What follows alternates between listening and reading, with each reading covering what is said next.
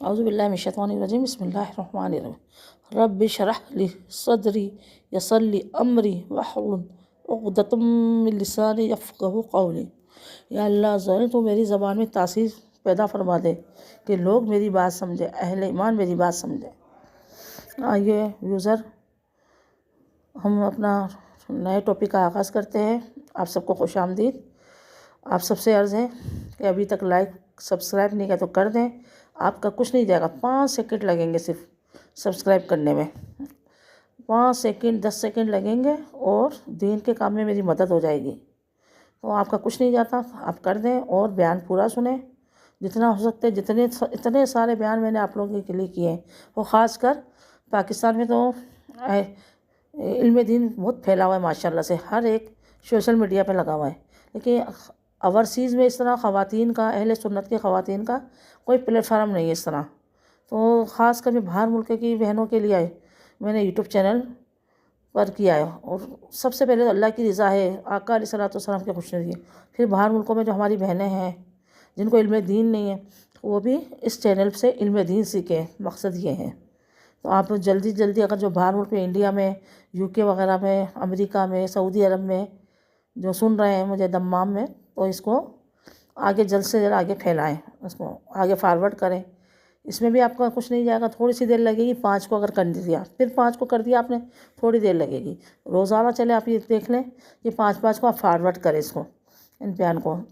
اب جو بہت سے لوگ ایسے ہوں گے جن کو ابو بکر صدیق کے بارے میں معلومات ہی نہیں ہوگی، جیسے کہ اب میرے کچھ اسٹوڈنٹ ہیں باہر ملک میں پڑھاتی ہوں، تو میں نے ان سے پوچھا کہ ابو بکر صدیق کون ہے، تو بعض لوگ نہیں جانتے، ان کی ہسٹری نہیں جانتے نا۔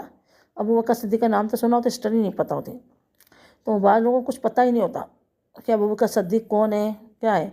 تو میں نے سوچا چلو آج ہی میں تھمبنیل بناتی ہوں، آج ہی یہ بیان اپلوڈ کرتی ہوں، کیونکہ کل رات جو ہے ان کے 22 جمادی الاخری، 22 جمادی الثانی ابو بکر صدیق رضی اللہ تعالیٰ کا یوم وصال ہے، یعنی وفات کا دن ہے ان کا۔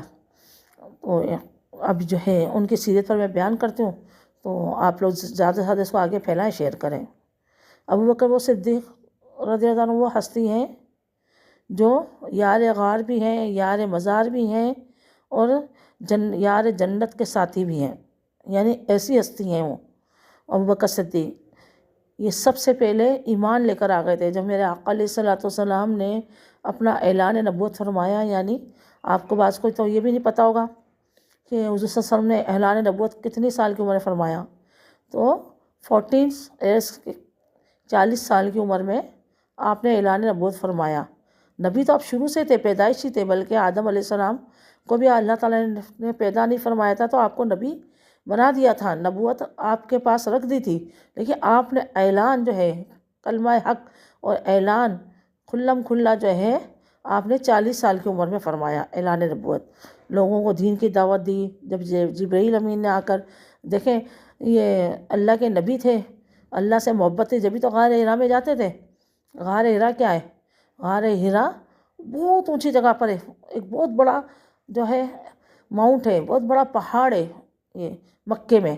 تو آپ وہاں جاتے تھے، وہ اللہ سے آپ نے لوگ لگا لی تھی، کبھی بت نہیں پوجا آپ نے، کبھی بتوں کے پاس نہیں گئے ہمارے نبی صلی اللہ علیہ وسلم، اور غار حرا میں چلے جاتے تھے، وہاں اللہ تعالیٰ کی عبادت جو بھی ہوتی تھی اللہ تعالیٰ کی عبادت کرتے تھے۔ باقی یہ تو قرآن تو بعد میں آیا ہے نا، نماز ان پہ بعد میں فرض ہوئی ہے، لیکن اللہ کے سے اپنے لو لگائے ہوئے تھے۔ غار حرا کے اندر اتنی اونچی پہاڑی پر آپ چلے جاتے تھے۔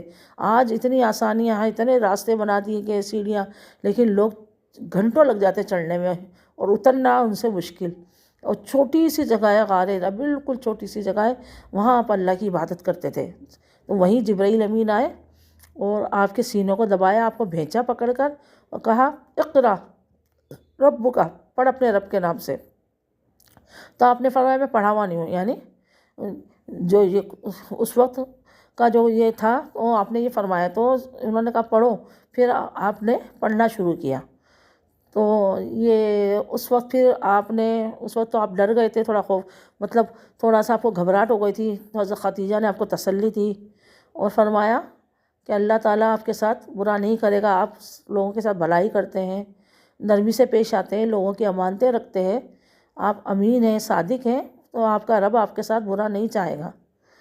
تو اس وقت جو ہے آپ نے پھر اعلان نبوت فرمایا کہ اے لوگوں میں اللہ کا نبی ہوں، اور اللہ ایک ہے، اس کے سوا کوئی معبود نہیں، اسی کی عبادت کرو، اسی کو پوجو، بتوں کو نہیں پوجو۔ تو لوگ آپ کے دشمن ہو گئے۔ اب یہ الگ ٹاپک ہے، بہت لمبا ٹاپک جائے گا یہ تو، اگر ہم آقا علیہ الصلوۃ والسلام کی اسٹڈی پہ جائیں تو۔ ابو بکر صدیق آپ کے دوست تھے، بچپن کے ساتھی تھے، ہوتے ہیں نا دوست وغیرہ۔ اور لوگوں نے ابو بکر صدیق گئے تو ملک شام اس وقت، پھر جب وہ آئے تو کہا آپ کا دیکھو دوست محمد جو ہے دیوانہ ہو گیا، یہ ہو گیا، وہ ہو گیا، وہ ہمارے بتوں کو برا کہتا ہے اور کہتا ہے ایک اللہ کی عبادت کرو۔ تو آپ نے فرمایا جب محمد یہ فرماتے تو سچ فرماتے ہیں، حق فرماتے ہیں۔ تو آپ کا لقب صدیق اور پڑ گیا، صدیق مانے سچ بولنے والا۔ اور آپ سب سے پہلے آپ ایمان لے کر آئے مردوں میں، حضور ابو بکر صدیق آپ رضی اللہ تعالیٰ ایمان لے کر آ گئے، اور اتنا ساتھ دیتے تھے جان سے مال سے کہ ایک دفعہ کفاروں نے حضور صلی اللہ علیہ وسلم کو، ابو بکر صدیق کو پکڑ لیا، اتنا مارا کہ زخموں سے لہو لہان ہو گئے۔ ہمارے نبی صلی اللہ علیہ وسلم بھی، ابو بکر صدیق بھی۔ ابو بکر صدیق کے پھر گھر والے آئے، آپ کو چارپائی پر ڈال کر لے گئے، آپ زخموں سے چور چور ہیں، اور آپ کو 2-3 دن تک ہوش نہیں آیا، بے ہوش تھے۔ جب ہوش آیا تو ان کی والدہ نے چاہا کچھ دودھ وغیرہ ان کے گلے میں ٹپکائے، آپ نے انکار کر دیا اور کہا مجھے پہلے میرے محمد کی خبر دو، پہلے میرے ساتھی کی خبر دو، میرا یار، میرا ساتھی، میرا دوست کس حال میں ہے۔ تو آپ کی والدہ نے کہا جس کی وجہ سے اس حال کو پوچھو، تمہیں مار پڑی ہے اور تم ابھی بھی اس کا نام لے رہے ہو۔ لیکن آپ نہیں مانے کہ جب تک مجھے میرے محبوب کی خبر نہیں ملے گی میں کچھ کھاؤں گا پیوں گا نہیں۔ پھر کسی کو بھیج کر پتہ کروایا گیا کہ وہ خیریت سے ہیں، ان کو کچھ نہیں ہوا۔ تو آپ نے پھر دوا وغیرہ، کھانا وغیرہ کھایا، تو آپ نے مار بھی کھائی اور جان سے بھی ساتھ دیا، مال سے بھی۔ مال سے کیسے؟ جب بھی حضور صلی اللہ علیہ وسلم فرماتے ہیں جہاد میں جانا ہے، جہاد کے لیے مانگا آپ نے کہ بھئی جہاد میں جانا ہے تو کون مدد فرماتا ہے؟ تو ایک دفعہ عمر فاروق نے سمجھا کہ ہم ہر دفعہ ابو بکر صدیق بڑھ جاتے ہیں، مال میں، نیکیوں میں سبقت لے جاتے ہیں مجھ سے جو اوپر، تو اس دفعہ میں اپنے گھر کا آدھا مال لے آتا ہوں اور آقا علیہ الصلوۃ والسلام کی جو ہے بارگاہ میں سرخرو ہو جاؤں گا۔ وہ اپنے گھر کا آدھا مال لے گئے۔ تھوڑی دیر کے بعد دیکھا ابو بکر صدیق ایک گٹھری اٹھائے سر پر، وہ بھی چلے آ رہے ہیں۔ تو عمر فاروق سے پوچھا گھر والوں کے لیے کیا چھوڑا؟ فرمایا یا رسول اللہ آدھا چھوڑا ہے، آدھا لے کر آ گئے۔ کافی سارا سامان لائے عمر فاروق۔ ابو بکر صدیق سے پوچھا اے ابو بکر صدیق گھر والوں کے لیے کیا چھوڑا؟ فرمایا گھر والوں کے اللہ اور اس کا رسول بس کافی ہے۔ یعنی ابو بکر صدیق نے سارا سامان ایک چادر میں جو تھوڑا بہت تھا بھر لیا، حتیٰ کہ یہ کتابوں میں ہمیں روایتوں میں ملتا ہے کہ اپنے جسم پر جو کرتا تھا وہ کرتا بھی اتار کر اس میں ڈال دیا، اور جو ٹاٹ ہوتا ہے، بوری ہوتی ہے، اگر آپ نے دیکھا ہوگا آٹے کی، اب تو پلاسٹک کے شوپر آ گئے، پہلے بوریاں ہوتی تھی آٹے کی، چاولوں کی، براؤن کلر کی، گولڈن کلر کی، تو اس کے اندر رکھا جاتا تھا۔ تو انہوں نے وہ گھر میں وہ ٹاٹ تھا اٹھا کر اپنے جسم پر ڈال دیا۔ اب بٹن نہیں ہے، پورا کھلا ہوا ہے ٹاٹ، تو اس پہ کانٹے لگا لیا آپ نے، کانٹے سے اس کو جو ہے جوڑ لیا، اپنے اس کو کرتے کی طرح بنا لیا، کس کو؟ ٹاٹ کی بوری کو، اور آقا علیہ الصلوۃ والسلام کی خدمت میں حاضر ہو جاتے ہیں اور سارا مال دے دیتے ہیں۔ تو جبرائیل امین آتے ہیں، انہوں نے بھی یہ لباس پہنا ہوتا ہے، تو کہ آج فرشتوں نے بھی یہ لباس پہنا ہے، اور اللہ تعالیٰ فرماتا ہے ابو بکر سے پوچھو اس حال میں تم راضی ہو؟ ابو بکر فرماتے ہیں ہاں میں راضی ہوں، میں خوش ہوں۔ تو یہ اپنا جان مال سب آقا علیہ الصلوۃ والسلام کے اوپر نچھاور کر دیتے تھے۔ اور جب ہجرت کا موقع آیا تو میرے آقا نے فرمایا اے ابو بکر صدیق ایک وقت آئے گا میں تمہیں ساتھ لے کر جاؤں گا، تیار ہے نا؟ ہم بھی ہجرت کریں گے۔ پہلے قافلے تو روانہ کر دیے تھے مدینے، لیکن حضور صاحب وہیں تھے۔ پھر کچھ امانتیں حضرت علی کے سپرد کر کر آپ آدھی رات کو وہاں سے نکل جاتے ہیں اور کفار پر مٹی ڈالتے ہیں، کفار پہرا دے رہے ہوتے ہیں، ان کو کچھ نظر نہیں آتا۔ آپ چلے آتے ہیں، ابو بکر صدیق کا دروازہ بجاتے ہیں، ابو بکر صدیق لبیک یا رسول اللہ کہتے ہوئے حاضر ہو جاتے ہیں، اور 2 اونٹ تیار ہوتے ہیں۔ کہہ رہے تم سوئے نہیں کہ یا رسول اللہ آپ نے فرمایا تھا کبھی بھی جا سکتے ہیں، تو مجھے نیند نہیں آئی، میں انتظار میں ہوں کہ میرا محبوب مجھے کب آواز دے، کب بلا لے، تو میں جاگتا رہتا ہوں، اور یہ 2 اونٹنیاں ہیں۔ پھر آپ جاتے ہیں راتوں رات کہ بھئی صبح ہونے سے پہلے دشمنوں کو پتہ چل جائے گا حضرت علی سو رہے ہیں، وہ تلاش میں ہو جائیں گے، اس سے جتنی جلدی ہو سکے نکل چلو، مکہ چھوڑ دو۔ اور ظاہر ہے ابھی ہم لوگ جو بسوں میں جاتے ہیں تو 5 گھنٹے کا سفر ہے، 5 سے 6 گھنٹے کا مکے سے مدینے کا۔ دیکھیے ظاہر ہے وہ تو اونٹوں پہ تھے، اب وہ جاتے ہیں تو ابوبکر صدیق کبھی دائیں ہو جاتے ہیں، کبھی بائیں، کبھی آگے پیچھے۔ تو میرے آقا نے فرمایا یہ ابوبکر یہ کیا کر رہے ہو؟ اے یا رسول اللہ مجھے اندیشہ ہے دشمن آگے سے آئے گا تو یا پیچھے سے آئے گا تو میں آگے پیچھے ہو جاتا ہوں، دائیں بائیں سے آئے گا تو میں دائیں بائیں ہو جاتا ہوں۔ اور پھر جب غار ثور پر چڑھتے ہیں کہ چلو اس رات پہاڑی پر ہم رات گزارتے ہیں، اب وہ جب چڑھتے ہیں تو اس ظاہر یہ پاؤں پہ سے چڑھتے ہیں، ابوبکر اپنے جو ہے کاندھے پر حضور صلی اللہ علیہ وسلم کو لے لیتے ہیں اور گھٹنوں کے بل چڑھتے ہیں ان کو لے کر۔ آج دیکھیں غار ثور اتنی اونچائی پر ہے کہ ہم جوان انسان نہیں چڑھ پاتا، تھک جاتا ہے، سانس پھول جاتا ہے۔ اس دور میں دیکھیں ابوبکر صدیق کی عمر اور جو ہے بڑھاپا ہے، اور آقا علیہ الصلوۃ والسلام کو اپنے کاندھے پر اپنی پیٹھ پر سوار کر کر پہاڑیوں پر جا رہے ہیں، جبکہ کانٹے تھے اس وقت، نوکیلے پتھر تھے، اور غار ثور میں پہنچتے ہیں۔ اچھا غار ثور میں پہنچ کر باہر حضور صاحب کو بولتے ہیں ابھی آپ رک جائیے یا رسول اللہ، کہ کیوں؟ کہ پہلے مجھے اندر جانے دیے، ایسا نہ ہو کہ کوئی اندر جانور ہو، موذی جانور وغیرہ ہو آپ کو کاٹ لے، تو میں پہلے اندر جاؤں گا۔ پھر آپ جاتے ہیں، اس غار کی صفائی کرتے ہیں، ساری کانٹے آٹے ہٹاتے ہیں، اور آقا علیہ الصلوۃ والسلام کو بلا لیتے ہیں، اور وہاں پہ جگہ جگہ سوراخ ہوتے ہیں۔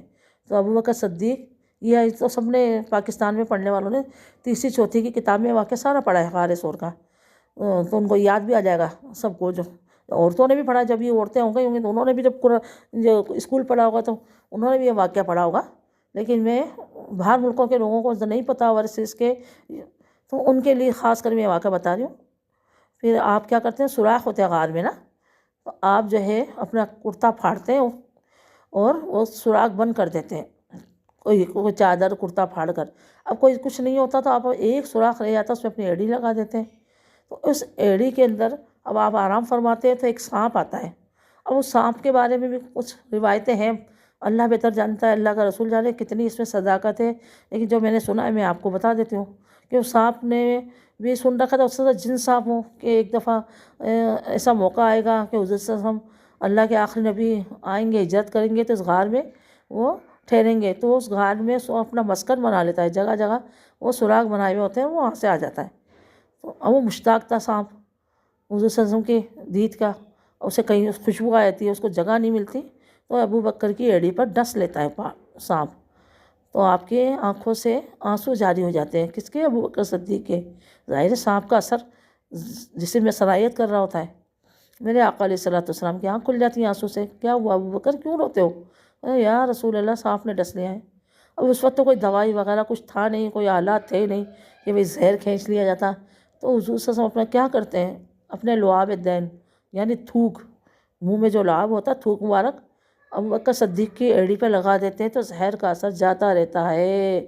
سبحان اللہ، یہ ہے میرے محبوب کی شان، میرے آقا کی شان، کہ دوا کی جگہ اپنا تھوک لگا دیں تو دوا کا کام کرتی ہے۔